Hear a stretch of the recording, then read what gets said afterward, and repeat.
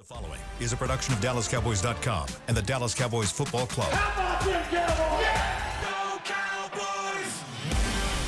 This is the Players Lounge, broadcasting live from Dallas Cowboys World Headquarters at the Star. Now, your hosts, Barry Church, Hek'ma Harrison, and Newy Scruggs.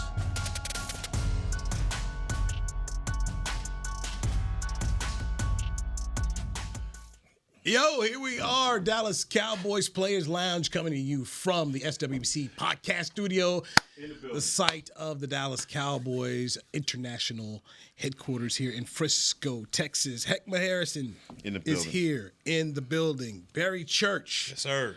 Mr. International, the Toledo Rocket Hall of Famer. Man City, Toledo. You see what we did to the SEC, man. I'm gonna pay. You know what? I'm gonna pay them dudes. No, $42, baby. Stop it. $42. I got you. I'm Newy Scruggs, and I want Hek'ma. I want you to understand and know. These are the lies we tell ourselves. Right here from Barry Church, talking about paying.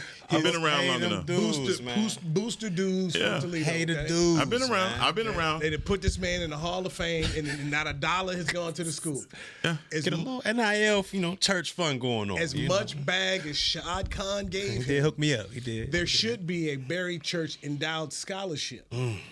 That sounds good too. A safety, a great player. Toledo every year should be getting the Barry Church endowed scholarship. But we can talk about it, Toledo. We can do something. But they can't even get the $42 for the Booster Club from my man. I'm gonna hook them up, man. I'm telling you. And then you get up and you tease the people like that. I'm gonna hook them up, past dues and everything. I'm gonna hook y'all up. The Rockets did beat up on Mississippi State. Tapped it. So there you go. Cowboy fans. Ravens coming to town with the number 1 total offense in the league, and the number 7 rushing attack in the league. And the news got worse today. Sweet Jesus. Why? Give us the bad news, Newy. Mozzie Smith. Hit us with it. Mozzie Smith left the field walking with trainer Jim Maurer. We don't know exactly what happened and why. We don't know if he got hurt. We don't know. That's all we know is we saw Mozzie walking off the field. Cowboy beat writers out there tweeting about it. We'll dive into it more on Media Mash coming up at 3 o'clock. So that's the issue. The other issue is Jordan Phillips' wrist is going to go on IR. Oh, that's at least 4, right? That's 4 games at the very least. So, yeah, man. Yeah, here comes Lamar, Jackson, the RPOs. Here comes King Henry, Roll Tide coming in here. Yeah. That's ugly, Newy. Yeah. That's ugly because you're talking about the spine of the defense, the middle of your defense, which for the past couple years has been the weak spot of this Dallas Cowboys defense. And look, it's not like, those guys on the insides were world beaters. I mean, we all understand that. But, man, you talking about depth. If Mozzie's not able to go, you already got, Phillips on IR. Who you going to slide in there? What beef do you have, that is going to be able to withstand what King Henry and this Baltimore team is going to be able to do on the inside? Talk to us, Heck. What we got, Heck? No, well, call your uncle. Well, today we bought it. Call your uncle. Y'all in trouble. Y'all in trouble if I got to call Joe. We did sign Carlos Watkins today. Carlos Watkins is in the building. He's added to the 53, not the practice squad, however that maneuvers around. But you do bring in a guy knowing that you are losing Jordan Phillips to IR. It's concerning. It's concerning not only the way that you looked in the Saints game, but then, as Newy just stated, you have the number 1 offense with, by the way, one of the best beasts of running backs that is going to be on the field with you on Sunday. I mean, it's concerning. And the thing about it, the performance that you had against the Saints, you gave up 190 yards on the ground. You know that a team like Baltimore is going to get on track by running the ball. They're not gonna set their attention towards throwing to Flowers or doing any of that. They're gonna feed their running back and try and get their running game back on the tracks as well. You'd look at a coach in Harbaugh who has been fundamentally believed in defense in the running game, and that's something that they've always been able to bring to every city that they go to. And as we know, defenses and running games do travel, and so I think that our defense, if it has never been a get right game for a defense, this one is it, because you got to find a way to generate stops. And, oh, by the way, as we're talking about Derrick Henry, they got a guy over there in Lamar Jackson that is a change agent in football and one of those guys that you got to scheme up for to try and stop. And I will say this when it comes to the Baltimore and Dallas's defense. When you look at Dallas's defense, the backs that they kind of usually struggle against are those quick, hit the hole like a lightning bolt type of backs. Yeah. One thing about Derrick Henry is he's not that hit the hole with like a lightning bolt. He's kind of those labor through here, but once he gets going now, it's kind of hard to stop him. He's like the juggernaut. But if you can get to him at that line of scrimmage, if you can stop his momentum before he gets going, he's a back that you can kind of corral a little bit. And I've seen the Dallas Cowboys defense have success against those bigger, physical, laboring type backs. So that's one thing I will say. But if you don't got the guys on the inside to at least make those holes muddy, and you're giving him holes that we saw Kamara run through, I mean, you kiss the baby, it might be curtains. Yeah. So, refresh my memory. Carlos Watkins. We've seen him before. Yes, we have. Not fantastic. 21-22. Those are not fantastic years to talk about. So, I mean, I like how you do it. Set it up, Newy. Not fantastic. So we've seen Carlos before. Yeah. And where was Carlos located last before the Cowboys just recently got him? Commanders? Was he at the... on a practice squad, correct? Yeah. I mean, at this point, I don't think you can get Jones in a trade from Kansas City. You're not going to get Aaron Donald. So when I say that, I wasn't trying to wow you with the fact that we have Carlos Watkins. No, you're bringing the facts. Yeah. So this is not a slam on you at all. Yeah. No, you're bringing the facts. I'm just trying to make sure that, we remember the last time we saw Carlos, it was, we good. They said we're good. Right. This is, I mean, look, It was concerning. It was concerning before you had Carlos Watkins. And I think, again, for this defense, no matter what they're thinking, Coach Zimmer has been through the ringer these last couple of days because everybody's questioning him, his tenure in the NFL, his defense. Is he dated? Is he out? Has the game passed the mark? All that stuff. And I think once you start those whispers about a coach that's been in this game, that's had some success, that's got to dig on their skin a little bit. And his guys are responsible for that. He fell on his sword. He said it was what I was calling. It wasn't on the guys' effort. The guys are saying, hell no, it was our effort. So, look, we will see on Sunday because you have a team in front of you that has one of the best. And I'm not talking about Henry. I'm talking about Lamar Jackson. Yeah, that's a weapon. That's a weapon. So, Carlos Watkins, by the way, wearing number 92. Okay. So, buy your jersey. Get your Watkins. Get your Watkins 92. Yeah. He's playing this week. Oh, he's going to be in there. He's playing this week. Oh, right today. Playing this week. Eat your Wheaties, young man. Yeah. So, I mean... remember those 10 snaps I was talking about for Linval Joseph? Remember those? Remember those? Hey. Remember those 10 Linval Joseph snaps I was telling you about? Hey, third time's a charm. B12 shot before Phillips, the game. Yeah. Linval Joseph. And you do Hopefully it again. Watkins is. I mean, who else is? I mean, There's right really now. nowhere else where you can go right now. Hey, teams are not giving up their good their D2s, their D3s. They're not giving up their tackles. They're not giving up their centers. They're not giving up any of those guys. What's Gator Roll doing? The enforcer. What's he doing? Give him a call. The enforcer. Boy, Gator roll out here. We shouldn't know who you talking about. That's when the you crazy say thing that we know. That's him. Who Gator roll is. No. I'm sure Tristan Hill. he's doing his thing. So, Just a hill out here. Man, look, this is some hard. Man, don't do that. There's some hard times right about now, man. Some hard times over here on this D line, and Gator roll. I mean, here we are. It's week 3, guys. Yeah. Yes, Okay, sir. Something we on the Players Lounge podcast brought to you by Aristocrat Gaming. We have been speaking about this since the season ended.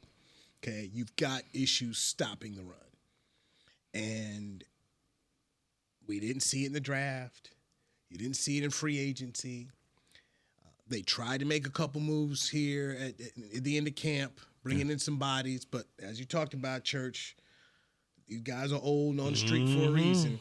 And after the Saints ate you up for 190 yards, we see more issues. This is a team in Baltimore that's going to come here and punch you in the mouth. They have to. They're 0-2. They're going to punch you in the mouth. And right now, my concern for this football team, Hek'ma, is we've watched them at home, their last 2 games at home, get punched in the mouth, and they've laid down and they've taken it. Yeah. At what point in time do these guys stand up here and fight back. This is an embarrassing moment. This is one where the old players got to come back here, man. Yeah. You know, and I know Charles Haley wear people out. My dog. Okay. We've seen it before. Yeah. But somebody's got to sit up here and tell me this is some embarrassing stuff here, man. Mm-hmm. You know the old guys, and your Uncle Joe Green. You know, the old guys come back, man. You know, they bring their families and everything, man. They don't want to come back here and come get embarrassed. They don't come back here and watch this. You know, if I got to spend all my time, because going to a game, man, the hours it take and all that kind of stuff. I mean, you can't come out here and just get all beat up and the game is over before halftime.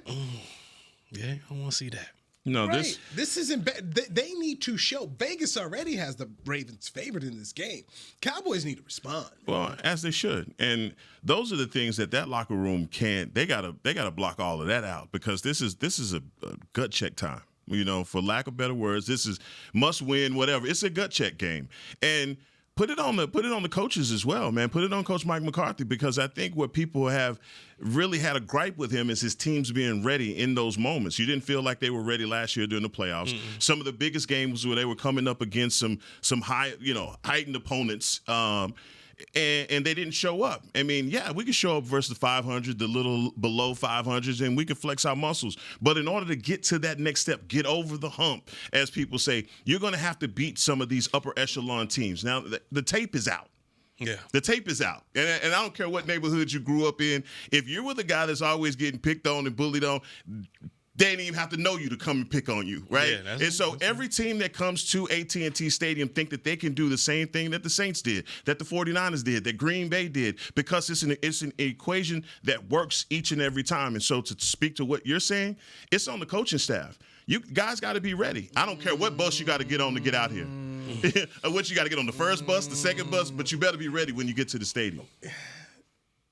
I'll give you some of that, but I'm still the same guy that gave McCarthy credit because they went out there against Cleveland and they ended up getting it done. Mm-hmm. But if we could jump and do podcasts and we can sign new contracts and we can do all these things, this is still players' league.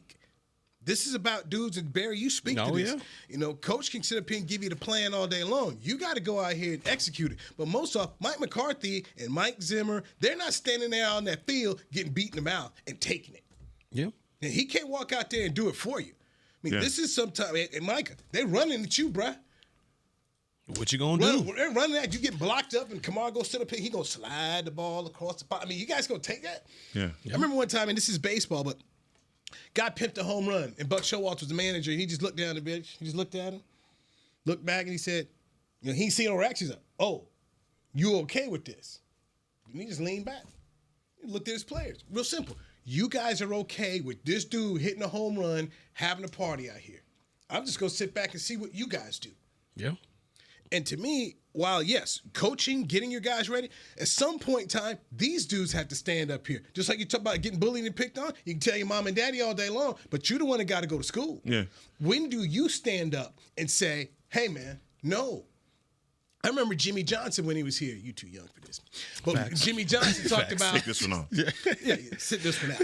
Jimmy Johnson talked about them having to taking on Washington. When you're facing a big bully, what do? You got a gorilla, got to hit him with everything in your mouth. Go ahead and beat these dudes up. Jimmy got them ready, but they had to go out there and they had to go execute it. And that was that 92 season. They ended up winning the Super Bowl. Some point in time, you got to man up. You have to be an active participant in your own rescue. Mike McCarthy can't save you. You in the water drowning, grab a stick, swim to the shore, do what you can, tell somebody else in the room, you coming with me, we're getting this done.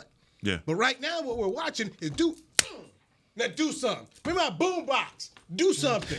Yeah. Out the boom box. But like you said, I'm a floss as I go across the end zone. They're taking it, man. And here come the Ravens at 0-2, and you know what they're going to do. We know what they're going to do. So let me ask you this, and I agree with you that the sense of I call it a gut check situation for the players.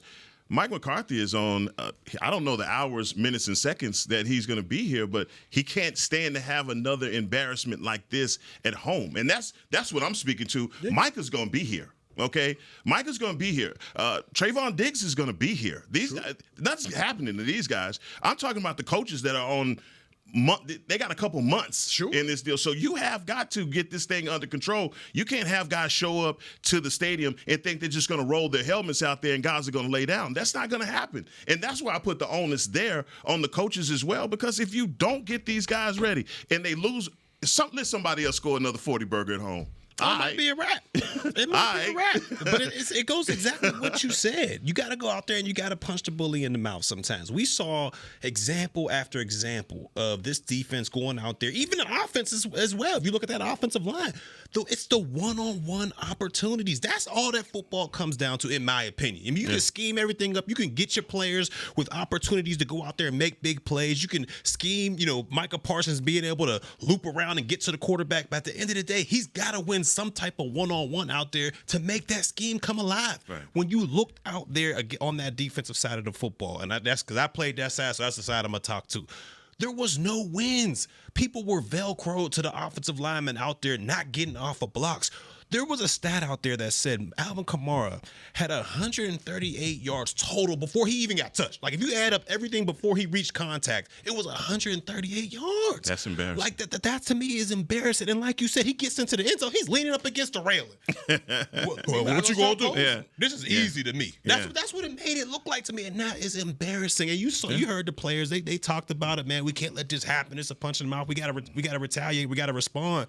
But there's only so much you can scheme. Yeah. You got to go out there and you got to get the job done as players. Somebody got to step up and they got to get the job done.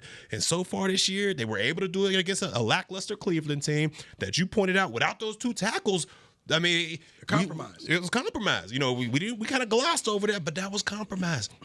Yeah, Saints team that nobody had respect for. I know I didn't going into this game and going into the season, and they came and embarrassed you at your own front, at your own home place. Yeah. And that's the second one in a row you talking about home games, because Green Bay came and did the same thing. And it's not like it's just one phase of the football game. No, this is the thing. They were able to run and throw the football with ease. You got to be able to go out there and win your one-on-one opportunities. It comes down to the player. Scheme everything you want to, but at the end of the day, those one-on-one opportunities you got to take advantage of. That's what's scary about this game. That's what's scary about it, because if you get embarrassed the same way again, if you get embarrassed the same way, if Derrick Henry is leaning up against if Lamar Jackson has those big 80-yard crazy runs that Lamar Jackson is able to have, it's going to be demoralizing, and not only as a fan base, but as a team, to see that continuously happen and you not be able to do anything about it. And nobody has any backbone to stop it. Nobody stands up and says, look, guys, it's on us. We got to go do something about it. Did you see that on the sideline? I didn't. I was looking for it. I didn't see it. I didn't see that one guy that was saying, look, rally the troops. I was here in 2010 when Uncle Wade, I messed with Uncle Wade heavy. That was my guy, play as coach.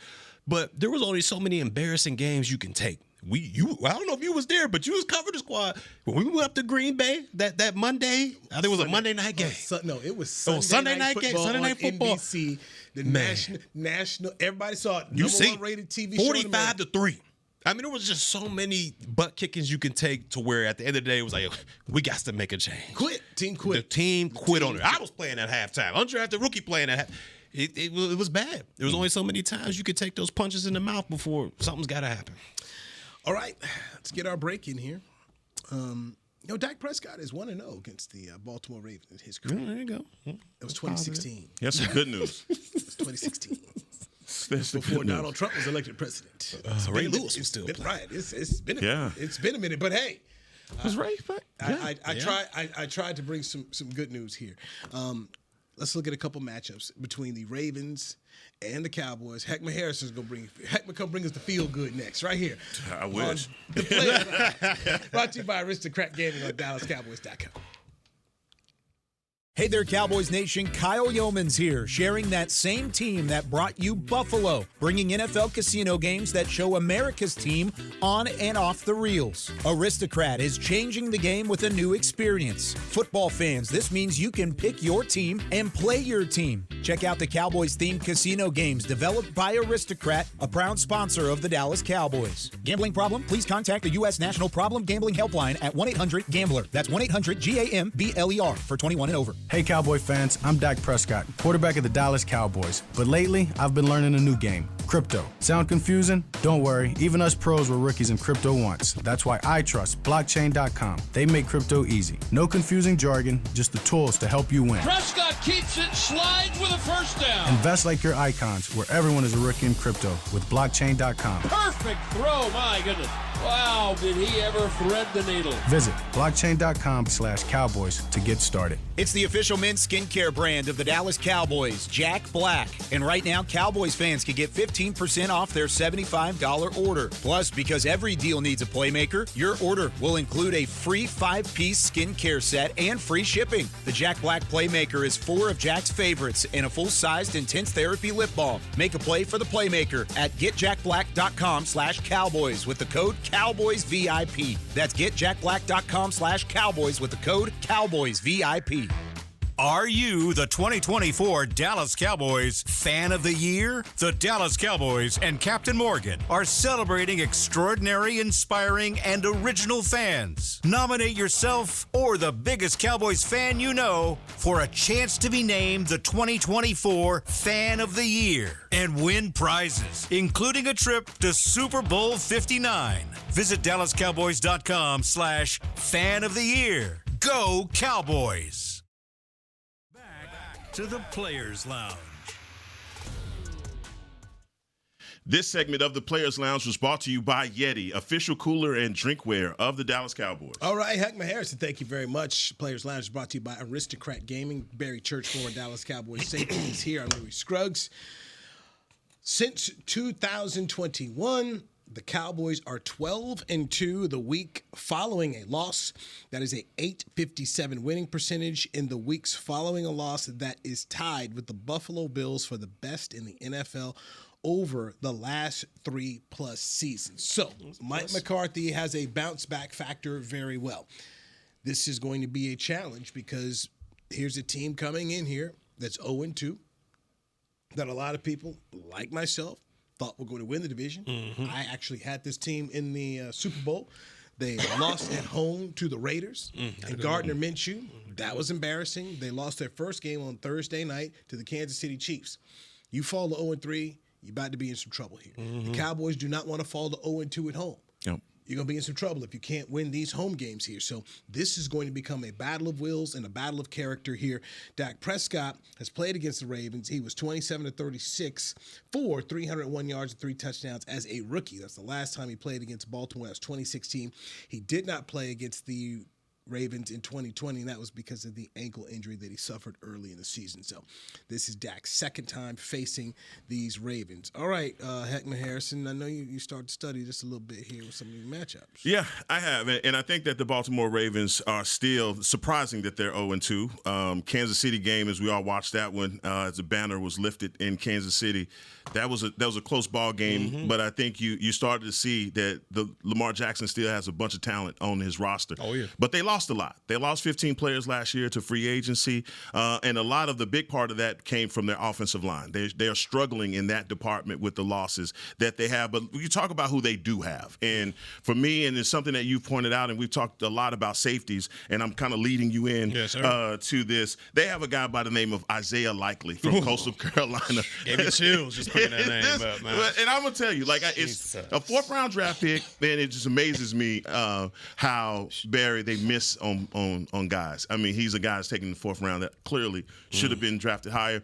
Just a very talented dude. I mean, route runner, has hands, and for our safeties, I think Donovan Wilson's kryptonite is a guy that can route him up and a tight end that can route him up. Yikes. And we've talked about this with Kittle and some of those other matchups, but that's just along the line of scrimmage, one of those guys in the box that can come downhill. I love him in that capacity. What we've seen also from our linebackers is they're a lot better now with the way these guys run, but we haven't seen them. We've seen them up against Njoku. Njoku got hurt, went out. But I think this is a bigger test for them. And not only, I'm mentioning Isaiah Likely, they also have the all-everything Mark Andrews. Oh, you know what he brings to the table. And they done paid him a grip. So Mark Andrews is going to be a part of that as well. The other thing that I want to say, and I want to get your feedback on, is how you scheme as a defense for Lamar Jackson, because in my thought, Barry, is if you go man cover zero in any situation versus Lamar and you blitz him and you miss, it's gone. So you know that, I know that. And so for the defense, I'm trying to come up with a plan that says, look, this is how you stop this team, because number one is obviously stop the run, but I'm just telling you how they can also hurt you in the passing game. Yeah, the Cowboys, in my opinion, they're in a little bit of a pickle right now. A little bit of a pickle when you talk about these matchups, because to me, Isaiah Likely is probably one of the hardest matchups as far as a tight end in the National Football League. You put a linebacker on him, he's gonna outrun him. You put a safety on him, he's gonna route him up. And if you use your resources to put a corner or a nickel on him, let's just say they put Jordan Lewis on him, he's too small. He's too small for a guy like Isaiah Likely, and that's one of the guys that when everything breaks down, Lamar Jackson starts scrambling around back there, that's who he's looking for to ad-lib and make a play. So to me, Isaiah Likely is going to be a tough matchup for this Dallas Cowboys defense. Now, when you talk about trying to contain a guy like Lamar Jackson, yes, that's the key right there, and it is going to be tough because we got a lot of guys out there with natural ability, natural speed, but you got to be able to keep him in the box. Now, I understand that's a lot easier said than done because this guy makes fools out of a lot of people in a phone booth. All right, so I understand it's going to be a lot easier said than done, but this is the type of game where, like Anthony Hitchens said, you can't have hero ball. You can't have guys out there say, I'm going to go out here and make the play. I'm going to do this and that to make the play. You got to trust your teammates on the inside and on the outside to be able to do their job. Like, if it's your job to contain and you see Lamar sitting there, don't try to go underneath and make a play because he's going to make you look foolish. You got to trust that Odiggy Zua. You got to trust that D-Law. These interior players and other guys on the outside are going to do their job. And when it comes to you, you got to make it. But to me, if you go out there and you try to blitz this guy, because Kansas City had some success blitzing Lamar Jackson. They did. But I'm not so sure we have the guys on the second level to be able to match up with that if he does get through that blitz. And we've seen it time and time again. If you miss him on that blitz, he's going to make you pay, man. So to me, this defense is in a bit of a little pickle right here. But you do have that one chess piece. You do have Overshown out there. And he's shown the ability to go sideline to sideline and be able to keep up with some of these guys in the National Football League. Is that a tall task for a guy coming in basically his first year? Of course it is, because Lamar Jackson is that guy.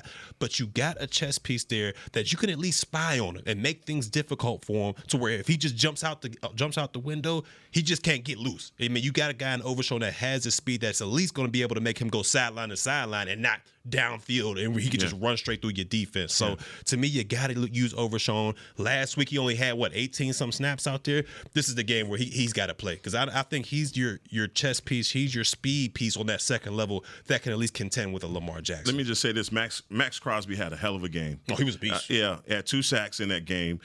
He was disruptive off the edge. He was a big time matchup problem for them. Ronnie Staley is going to have his hands full with Micah Parsons, and this is one of those games where all the whispers about Micah is out. He plays when he wants to. Where is he going? Show up. He has to show up. And I mean, you've seen there's a roadmap here for the success that teams have had against Lamar Jackson. And a guy like Max Crosby showed you last week that, man, if you stay aggressive out on the edge, Max Crosby, obviously from the Fighting Chris Beam, Colleyville Heritage High School here in the state of Texas. But man, he was a beast out there, and we need that kind of effort. 2 sacks, huh? Two. Out there went there helping his team, harassing the quarterback. Yeah. This is a big game. This is a big game, and they did that to him at home. And so the one Crosby 2 sacks, Aiden Hutchinson 4.5 sacks last week. Myles Garrett with a sack. TJ Watt with a sack. Yeah, there's a trend. There's a trend. Where's Waldo? But here's what you were just talking about as far as Lamar Jackson stressing your defense because he's a perpetual scramble drill. And that's the hardest thing in the secondary. So you have to stay stuck to your man for longer than you want to, and even if you actually have the perfect defense, can't stop a guy like Lamar Jackson. And I mean, I love that you spoke to that, because I don't think that people even understand how hard that is to stay at attention for 4 quarters like that with a guy that you know that at any moment he could change the dynamic of this game. And when he starts getting back there and he's doing these scramble drills left and right, it's hard enough to cover wide receiver concepts when they're running the actual route.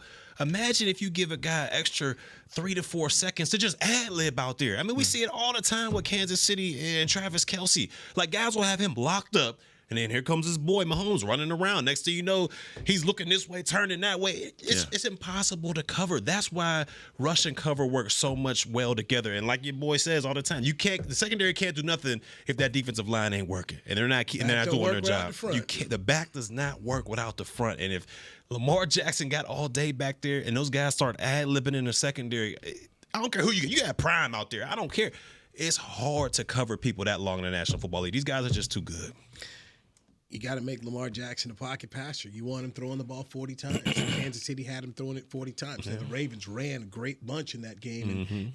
And by the way, we make sure we don't forget, he came back in that game, and it looked like likely caught the touchdown pass that could have tied it up, but then he had like a toe. Thumb toe. Right there at the end. You're right, Kirk toe. Didn't get it done. Boy, that if Likely and Andrews are both hitting, start cooking, and your D line is not able to help your linebacker, it can get ugly. King Henry, right? This is a challenge, man. Yeah. This is a serious challenge, and we're going to learn a lot about the Dallas Cowboys this weekend. Yeah, at AT&T Stadium.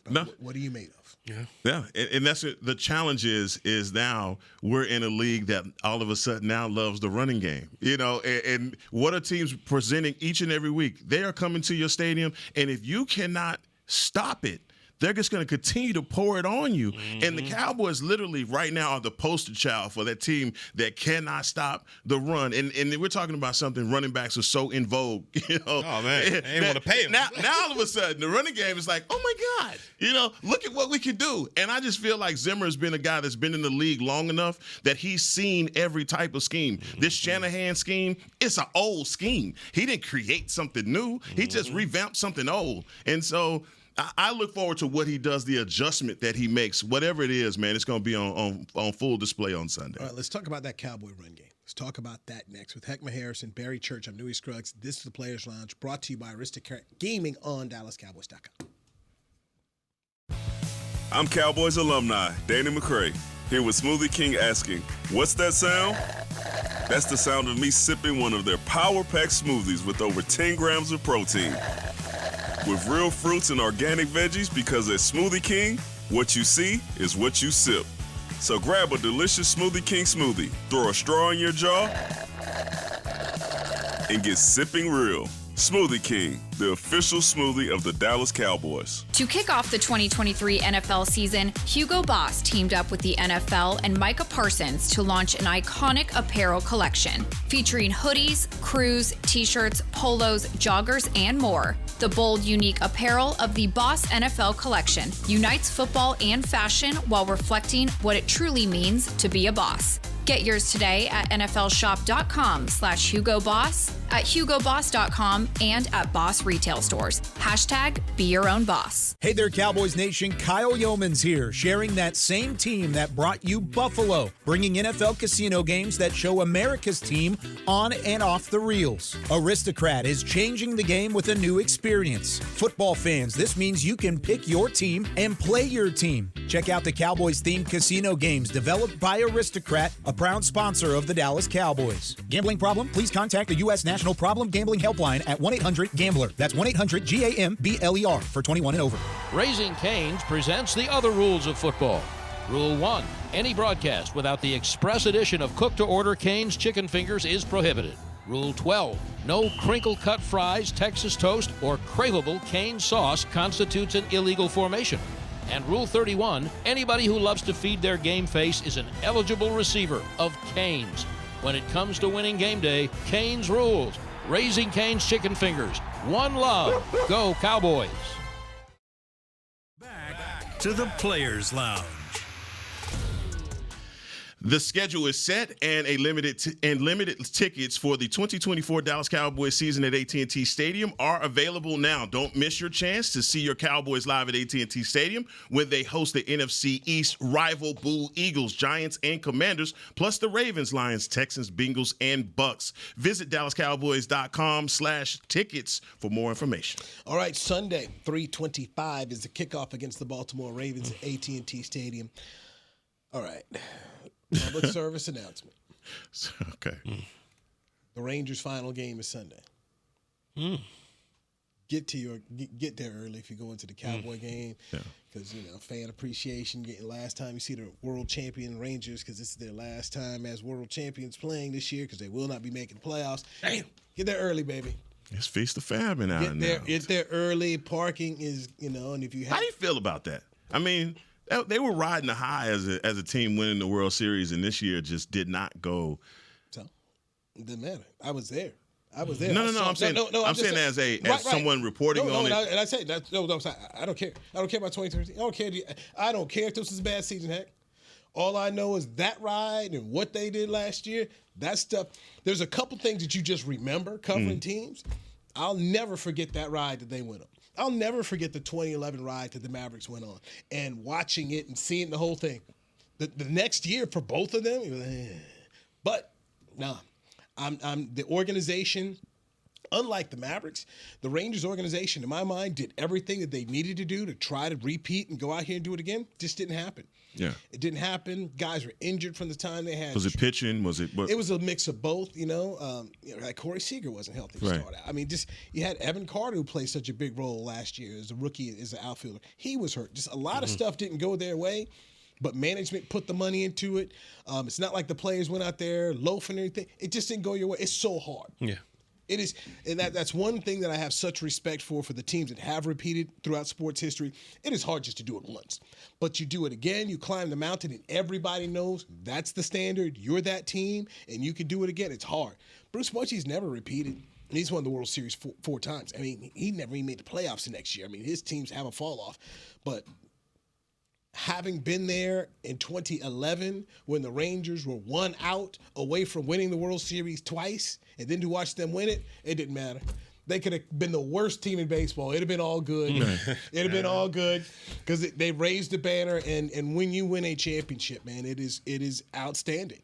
If the Cowboys ever won a Super Bowl again under Jerry, and they won 3 games next year, you know what I'd say? Okay, fine. Because when you get to that mountaintop like that, heck, especially for the fans, and then to watch some of the long-suffering staffers, man, that was a fun thing for me. Because I saw guys who were still with the team that were there in 2011, just saw the letdown. I was really happy for them. I felt bad for Adrian Beltre, Ian Kinsler, and Michael Young because they were on the field in Arizona, and they stood back. just first off, what great leaders. They're like, hey, man, we weren't a part of this. This wasn't our team. I'm going to stay back. When I tried to interview them, like, no.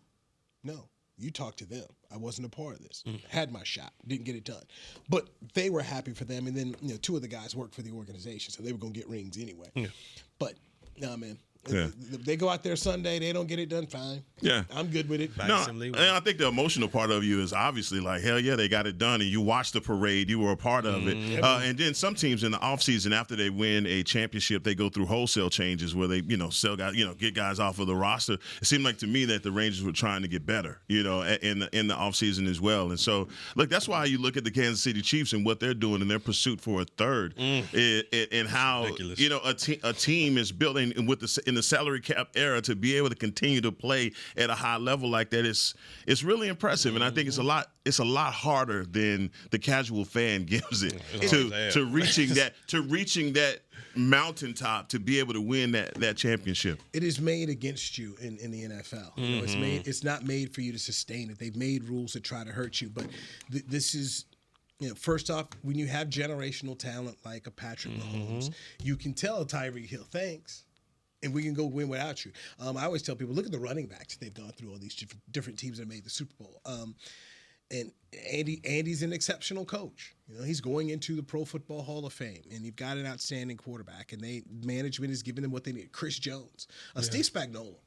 Big game Spags. That is. They don't put assistant coaches in the Pro Football Hall of Fame, which is an area I think they really need to correct. Some guys just aren't going to be head coaches, but you talk about what Steve Spagnuolo has done as a defensive coordinator, and people forget. When Bill Belichick's undefeated Giants team lost, that was Spagnuolo. Yeah. That was Spagnuolo getting that done. Yeah. Always had great personnel, guys that can rush the passer. And right now, Jones is probably, it's a delight If you like, trench warfare, and you like that kind of football, when you see a guy that size doing what he's doing and moving around on that defensive line, and people don't give that last year's Kansas City Chiefs team enough credit for having the number one defense and having the kind of leaders that they had on that side of the ball. There was an ugly point in the season where they said this is the worst statistical year that they had offensively. It was because the defense carried them.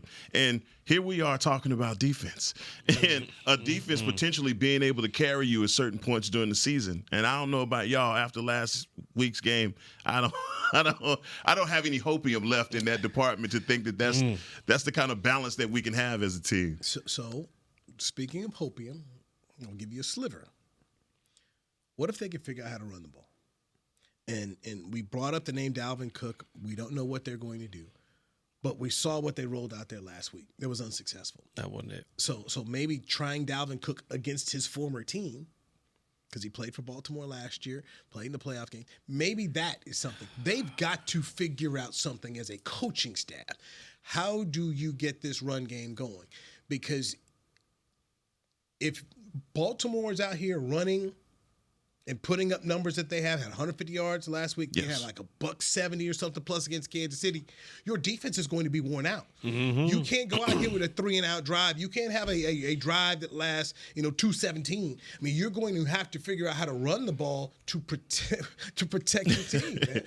Can't just kick field goals either. Yeah. You got to go score with them, and those are some of the things that changes it up. I mean, look, this is what everybody knows that evaluated the tape on Baltimore. They're going to run the ball. And if your defense cannot be steady enough to not allow those long, sustaining, clock-draining drives, and those are the things like when you look up, it's like, damn, they've had the ball for 8 minutes. The whole quarter. The whole quarter, they take it up. And then not only that, they've gone down and they've scored, and then you get the ball back, and it's a 3-and-out, and it just starts all over again. And that's why, look, when you look at the numbers on Baltimore, they are great in so many areas, but then they are really bad in other areas. So as we know, they're going to run on us. They know we're going to pass on them. And so that's where I think the swing comes in this game, where people can, whether it's hopium or not, you can feel like, look, we got CeeDee Lamb. You saw what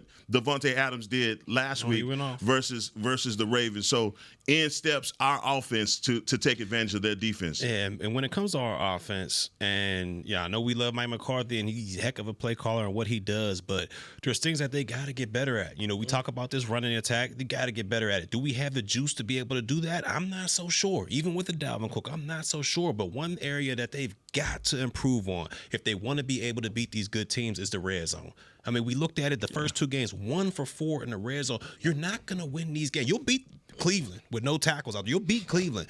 But you're not going to beat these good teams going 0 for 3 in the red zone, kicking field goals with Brandon Aubrey.